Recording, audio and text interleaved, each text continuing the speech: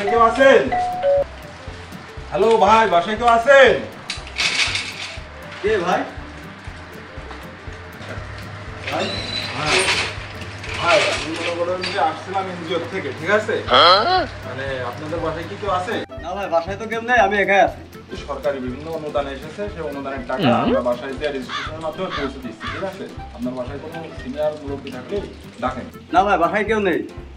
ও তাহলে তো ভাই আপনি কিন্তু নিতে পারেন টাকা। তাহলে বাসায় তো কেউ নেই? না ভাই, বাসায় কেউই নেই। বাসা তো ফাঁকা? জি, বাসা একদম ফাঁকা।